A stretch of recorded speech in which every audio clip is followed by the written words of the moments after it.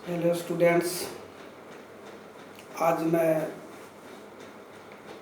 BA part 1 second paper Indian political thought से class लेने जा रहा हूँ।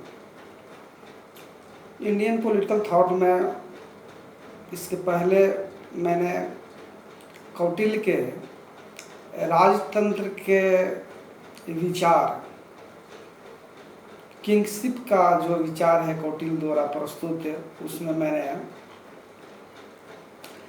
राजा की शिक्षा के विषय में बतलाया था। आज मैं कौटिल्य के राजपद के विचार में राजा की दिनचर्या कैसी होनी चाहिए तथा उसकी शक्तियाँ क्या हैं, क्या होनी चाहिए, उसके बारे में मैं वीडियो रिकॉर्डिंग टीचिंग के माध्यम से क्लास ले रहा हूँ। Part 1 honours second paper. तो कौटिल्य के अनुसार राजा की दिनचर्या कैसी होनी चाहिए तथा उसकी शक्तियाँ क्या हैं।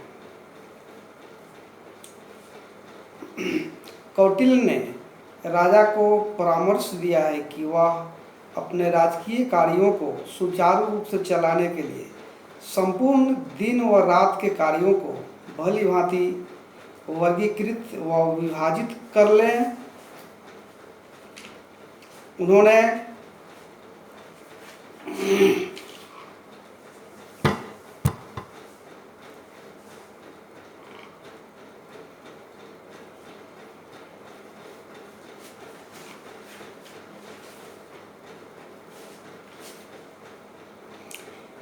राजा की दिनचर्या को 8 भागों में विभाजित किया है और राजा को परामर्श दिया है कि वह इसी काल विभाजन के आधार पर कार्य करे।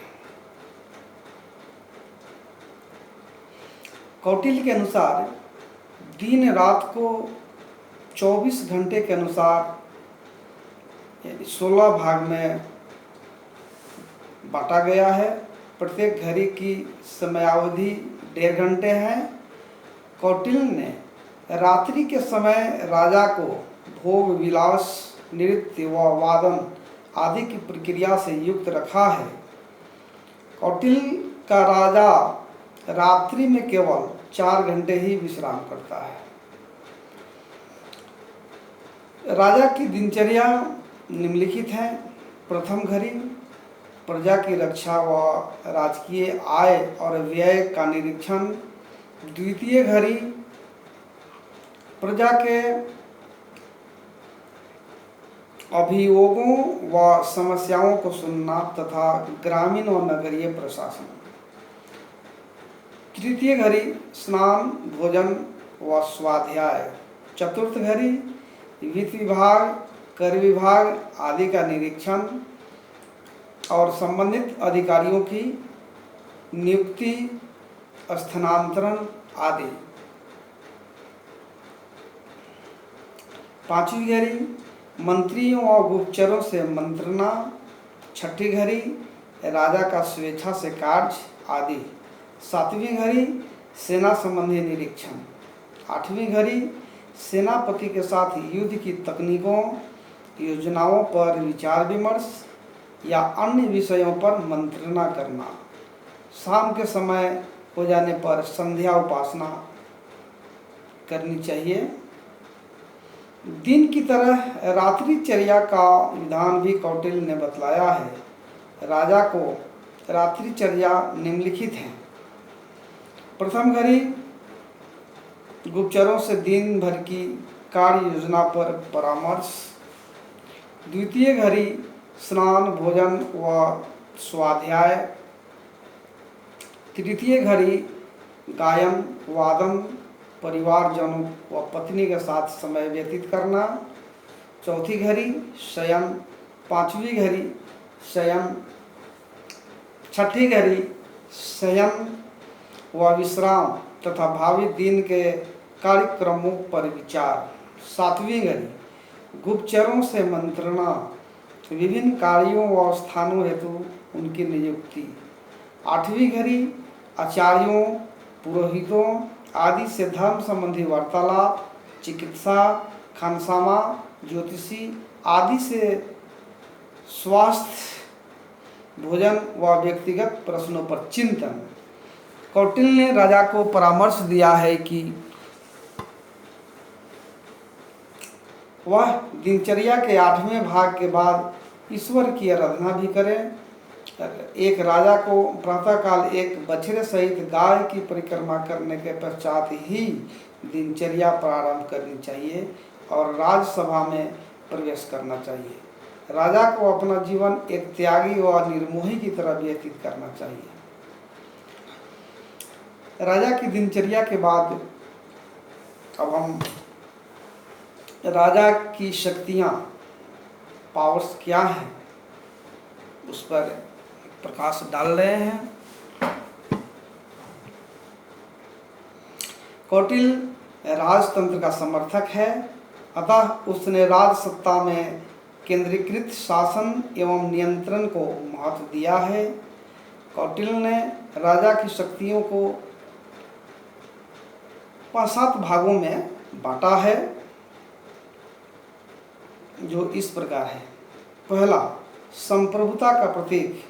राजा संप्रभुता का प्रतीक है, क्योंकि राजा के द्वारा ही समस्त शासकीय शक्ति का उपयोग किया जाता है।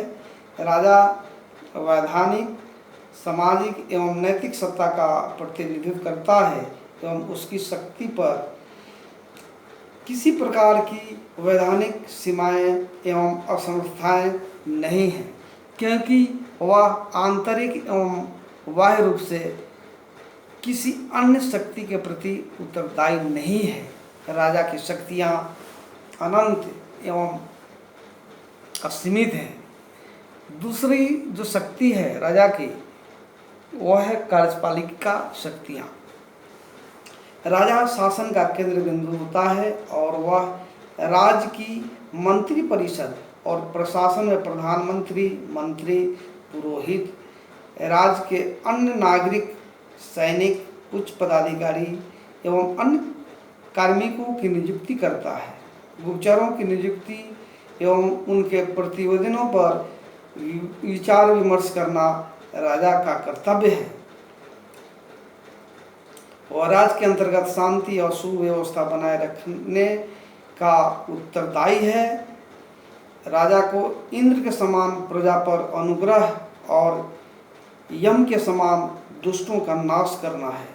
राष्ट्र के महत्वपूर्ण विषयों पर मंत्रियों से पत्र व्यवहार एवं गूढ़ मंत्रणा व विचार विमर्श करना है। राजा सेना पर नियंत्रण रखता है।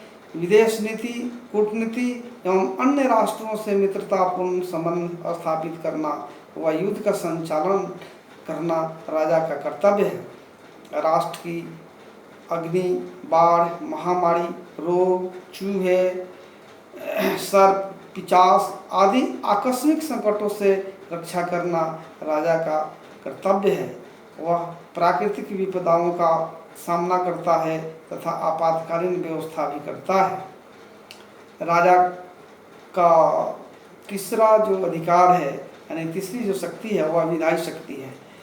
कौटिल्य ने राजा की कल्पना मुख्यतः कानून निर्माता के रूप में नहीं करके वह राजा की कल्पना कानून के प्रबंधक के रूप में करता है। राजा के द्वारा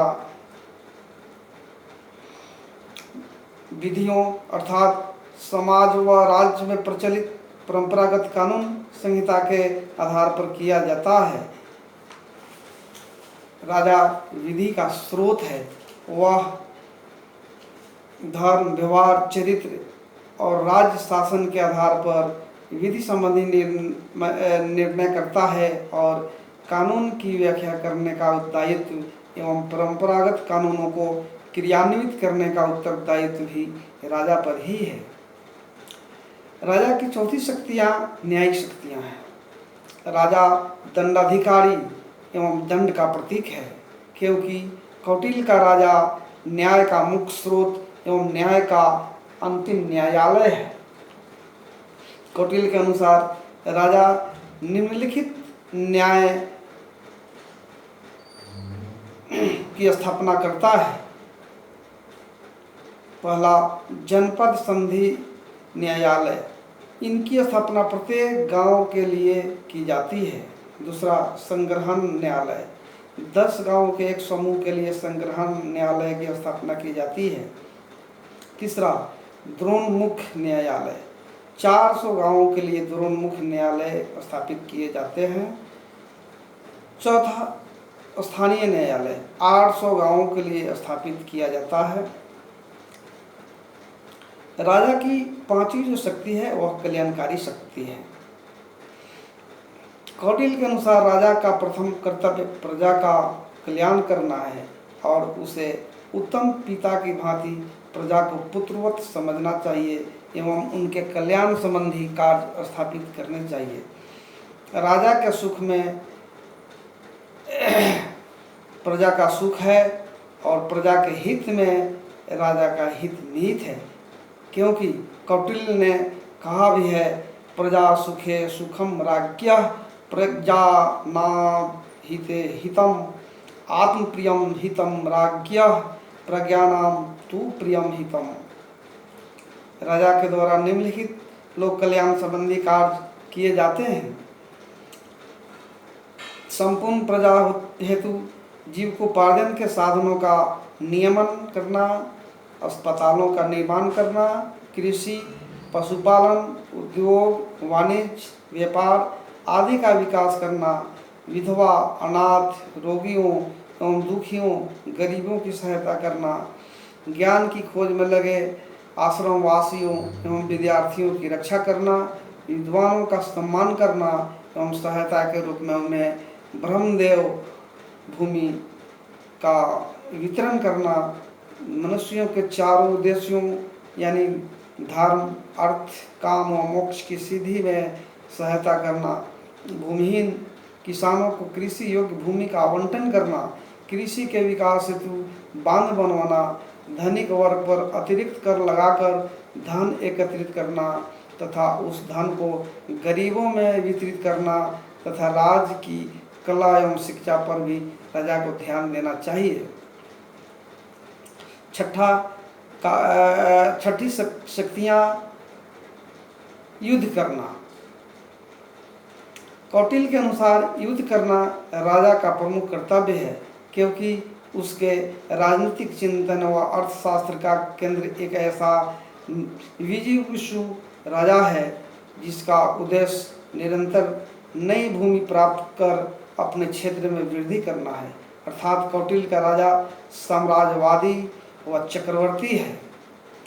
उपरोक्त अध्ययन से यह स्पष्ट होता है कि राजा देश का या राष्ट्र का सबसे बड़ा पदाधिकारी है। जिस देश का राजा प्रजा के हित के लिए कार्य करता है वह राजा हमेशा सुखी होता है, क्योंकि राजा प्रजा के हित में ही राजा का हित है। धन्यवाद छात्रों, मैं आशा करता हूं कि मेरे इस वीडियो रिकॉर्डिंग टीचिंग क्लास से आप सभी लाभान्वित होंगे। धन्यवाद।